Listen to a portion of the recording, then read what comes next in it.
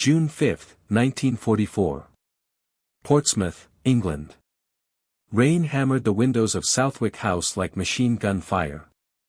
Inside, in a room thick with cigarette smoke and the weight of history, the Supreme Allied commander stared at a weather map that held the fate of the world. General Dwight D. Eisenhower had 156,000 men on ships, planes, and landing craft. They were already loaded, briefed, and ready. The greatest invasion in human history was coiled like a spring, waiting for him to say one word. Go. But the English Channel was throwing a tantrum. Wind speeds were rising. Cloud cover was thickening. Waves were building to heights that could flip landing craft like toys.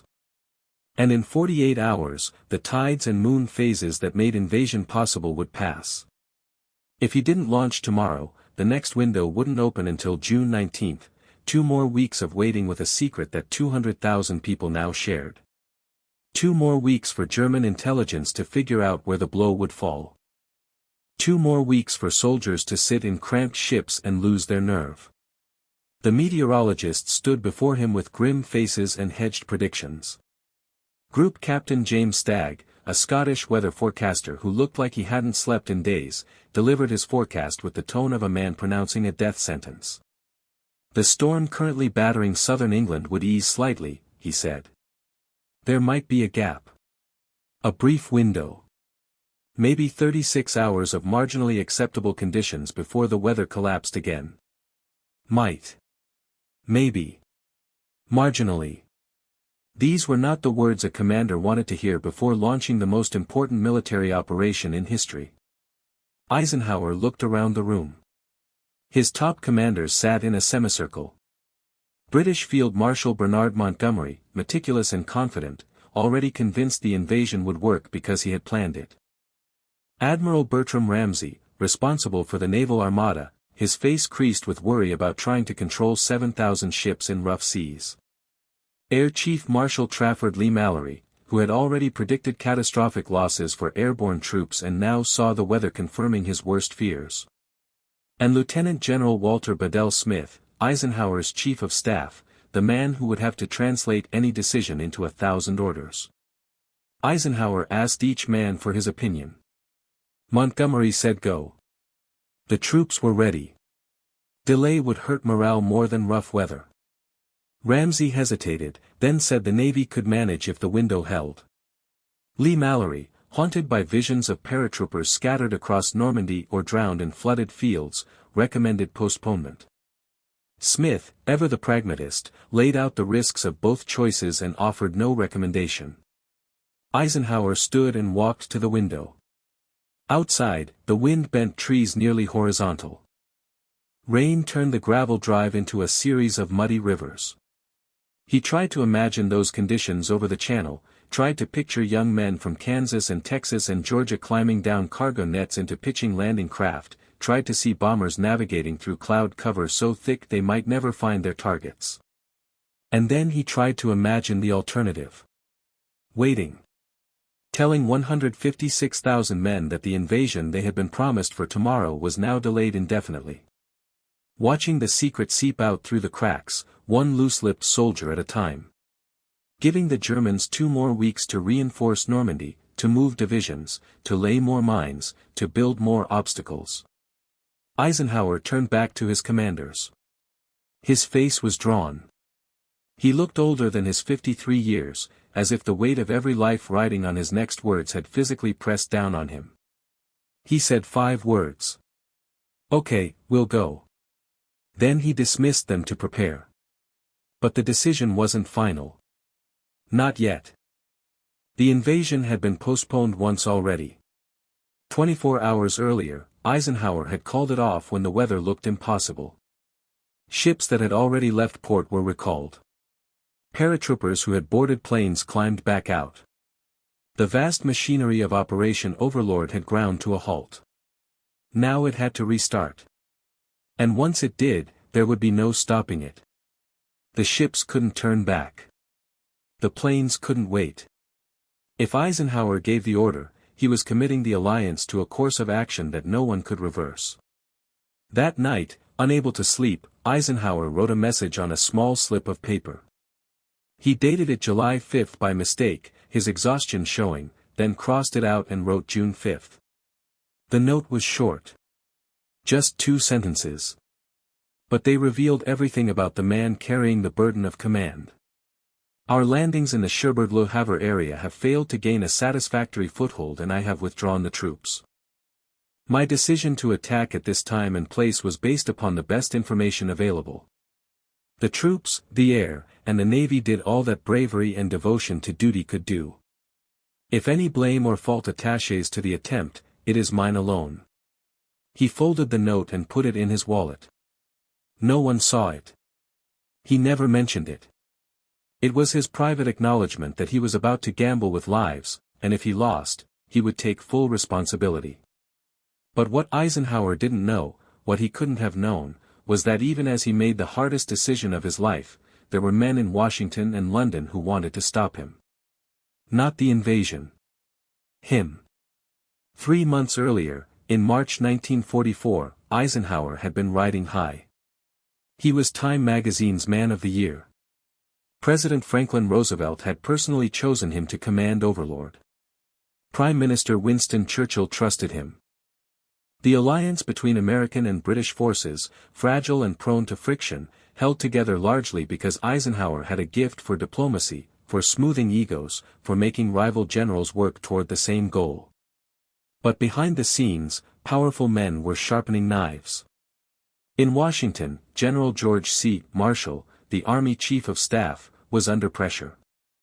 Some in the War Department whispered that Eisenhower was too cautious, too political, not aggressive enough. They pointed to his decision to fight through Italy, a grinding campaign that had devoured divisions without delivering decisive victory. They questioned whether a man who had never commanded troops in combat should be trusted with the largest invasion in history. Marshall dismissed the criticism. He had picked Eisenhower precisely because he was a strategist, not a field commander. But the whispers didn't stop.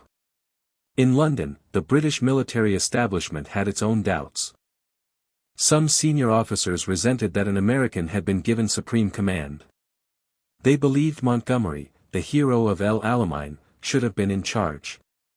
Others worried that Eisenhower was too eager to please, too willing to compromise, too soft to make the brutal choices war demanded. Churchill himself, though publicly supportive, had private reservations. The Prime Minister had been through World War I. He remembered the slaughter of British soldiers on the Western Front. He feared that Overlord would become another bloodbath, another generation fed into the meat grinder. And if it failed, if the beaches of Normandy became killing grounds and the invasion collapsed, Churchill knew it would destroy not just Eisenhower, but the entire Anglo-American alliance. But the greatest threat to Eisenhower didn't come from Washington or London. It came from within his own headquarters. Lieutenant General Frederick Morgan had been the chief planner of Overlord before Eisenhower arrived. Morgan had spent over a year designing the invasion, working out every detail, coordinating with the British, building the framework for the operation. Then Eisenhower showed up, took command, and immediately started making changes. He expanded the invasion from 3 divisions to 5. He demanded more landing craft, more airborne troops, more naval support. He pushed the invasion date back to give more time for preparation. Every change invalidated months of Morgan's work. And Morgan, a proud and capable officer, took it personally. Publicly, Morgan supported Eisenhower. Privately, he complained to British colleagues that the American was meddling, wasting time, and risking disaster. Some of Morgan's staff agreed. They began to whisper that Eisenhower was indecisive, that he couldn't make up his mind, that he was paralyzed by the scale of the operation. The whispers reached the press. In April 1944, a British newspaper ran a story questioning Eisenhower's fitness for command. The article didn't name sources, but it was clearly fed by insiders. It described Overlord planning as chaotic, claimed that British officers were losing confidence, and suggested that the invasion might be delayed indefinitely because Eisenhower couldn't commit. The story caused a firestorm. American officials were furious. General Marshall sent a terse cable demanding an explanation. Eisenhower was forced to spend days managing the political fallout instead of focusing on the invasion. He never found out who leaked the story. But the damage was done. Doubt had been planted. If Overlord failed, there was now a ready-made narrative: Eisenhower had been the wrong man all along. Then came the incident that nearly destroyed him. In late April, during a briefing on invasion security, Eisenhower learned that Major General Henry Miller, an American logistics officer, had attended a cocktail party in London and, after several drinks, made a casual comment. Miller had said that D-Day was coming before June 15, and that everything was ready. It seemed like a harmless slip. The sort of vague comment that didn't reveal anything specific. But in the paranoid atmosphere of Overlord planning, where even the slightest breach of security could tip off the Germans, it was unforgivable. Eisenhower was informed immediately. He was told that Miller had violated operational security in front of civilians, some of whom might have German contacts.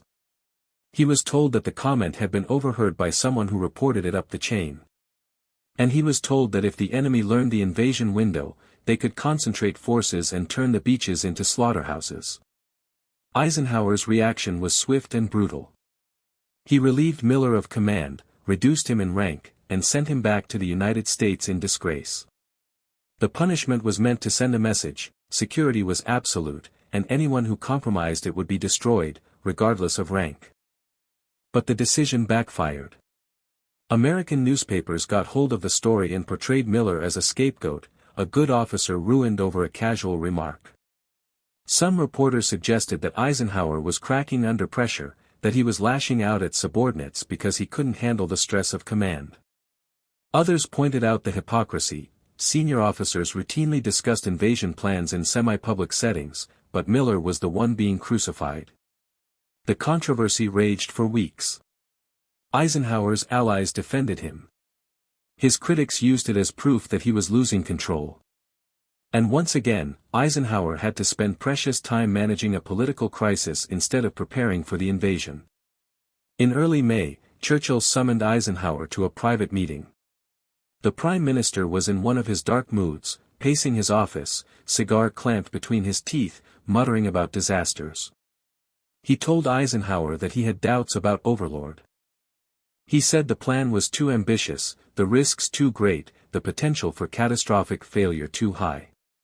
He painted a vivid picture: landing craft sinking in rough seas, soldiers drowning before they reached the beach, German artillery turning the shallows into a killing zone, the invasion collapsing in hours with tens of thousands dead.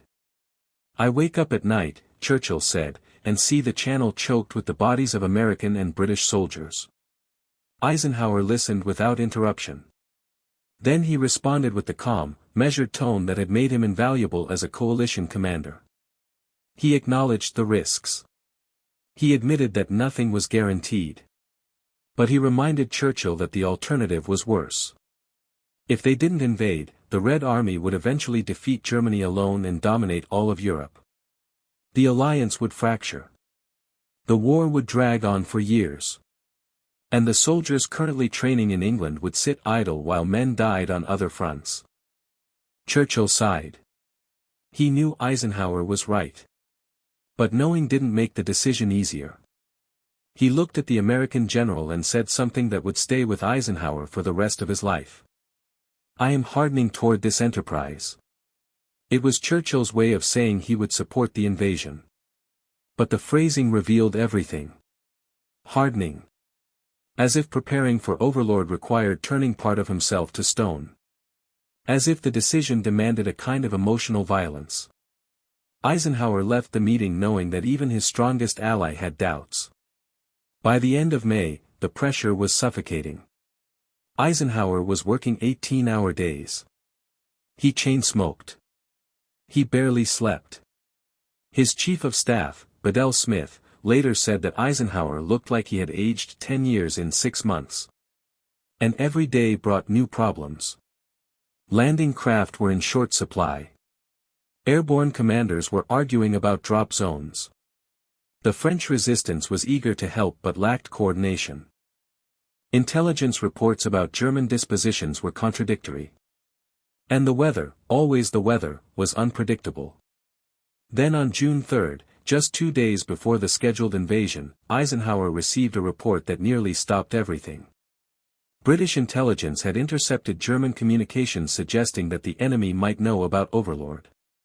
The intercepts were vague, but they indicated that German commanders in Normandy were on heightened alert. There was talk of reinforcements being moved, of defensive positions being strengthened. If the Germans knew, if the surprise was gone, the invasion could be a massacre. Eisenhower called an emergency meeting. He demanded answers. Was the intelligence solid? Had the Germans really figured out the plan? Or was this routine precaution on their part? The intelligence officers couldn't say for certain. The intercepts were ambiguous.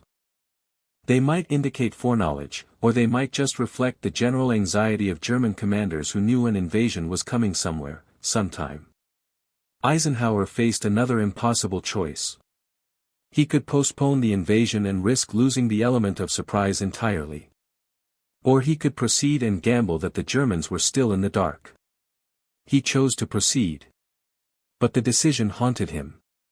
What if he was sending men to die because he was too stubborn to call it off? What if the intelligence was right and the beaches were even more heavily defended than expected? The night of June 4, after postponing the invasion once because of the weather, Eisenhower made his rounds.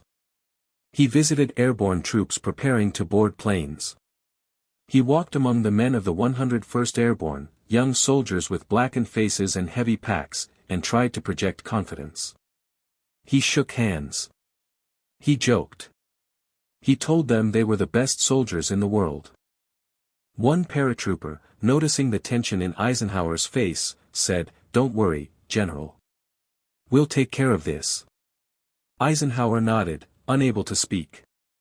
Later, his driver said she had never seen him so emotional. Back at Southwick House, Eisenhower sat alone in his office. The rain had not stopped. The wind had not died. The weather forecast was still marginal. He thought about the note in his wallet, the one accepting full blame if the invasion failed. He wondered if he should have written a second note, one to be opened if the invasion succeeded, giving credit to the soldiers who would do the actual fighting. But there was no time for that now. At 4 a.m. on June 5, Eisenhower attended his final weather briefing. Group Captain Stagg, looking even more exhausted than before, delivered an update. The storm was easing. The window was opening. It would be tight, but it was there. Eisenhower asked again for opinions from his commanders. Montgomery still said go. Ramsey said the Navy could manage. Lee Mallory, still worried about the airborne drops, reluctantly agreed. Eisenhower stood and walked to the window one more time. The rain was lighter. The wind was dropping. He could see the faint outline of dawn beginning to break in the east. He turned back to his commanders. "Okay," he said. "Let's go." The room erupted into activity. Orders were issued. Signals were sent. Across southern England, the machinery of war roared to life. Ships weighed anchor. Planes fired up their engines. Soldiers climbed into landing craft. The invasion was on. But even as the first planes took off, carrying paratroopers toward Normandy, Eisenhower couldn't stop second-guessing himself. He went back to his quarters and tried to rest, but sleep wouldn't come. He paced. He smoked.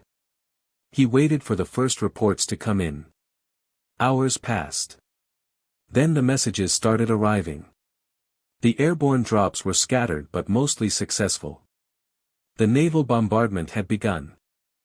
The first waves were approaching the beaches. And then the casualty report started. Omaha Beach was a nightmare. American soldiers were pinned down by German fire. Landing craft were sinking. Bodies were washing ashore. For a few terrible hours, it looked like Churchill's nightmare vision might come true. Eisenhower sat in his office, reading the reports, his face ashen. Bedell Smith later said that in those hours, Eisenhower looked like a man awaiting execution. But slowly, the tide turned. American soldiers, through sheer guts and determination, found gaps in the German defenses. They fought their way off the beaches. They pushed inland. By the end of the day, the Allies had a foothold. It was narrow.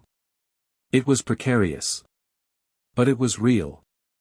On June 7, Eisenhower crossed the Channel and visited the beachheads.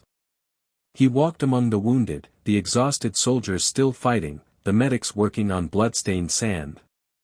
He saw the cost of his decision written on every face. But he also saw something else. He saw soldiers who had done the impossible. Who had stormed the most heavily defended coastline in the world and broken through. Who had turned his plan into reality. One young lieutenant, his arm in a sling, saw Eisenhower and grinned. "We did it, sir," he said. Eisenhower, his voice thick with emotion, replied, "You did it. All of you." That night, back in England, Eisenhower took out the note he had written accepting blame for failure. He looked at it for a long moment. Then he tore it into pieces and threw it away. He didn't need it. The invasion had worked. But he never forgot how close it had come to disaster. And he never forgot the voices that had doubted him, the men who had wanted to stop him, the political knives that had been sharpened in the shadows. Years later, after the war, Eisenhower would write in his memoirs that the decision to launch Overlord was the loneliest moment of his life. He said that in that room at Southwick House, with the rain hammering the windows and the fate of the world hanging on his next words, he felt the weight of every life in his hands. And he said that even though the invasion succeeded, he would always wonder what would have happened if he had chosen differently. But there's another part of the story that Eisenhower never wrote about. A part that remained classified for decades. A part that revealed just how close the men in Washington and London came to stopping him. In late May 1944, a group of senior British officers approached Churchill with a proposal. They suggested that if the invasion failed, there should be a plan in place to immediately remove Eisenhower and replace him with Montgomery. The plan was never formalized. It existed only in whispered conversations and private memos. But it was real.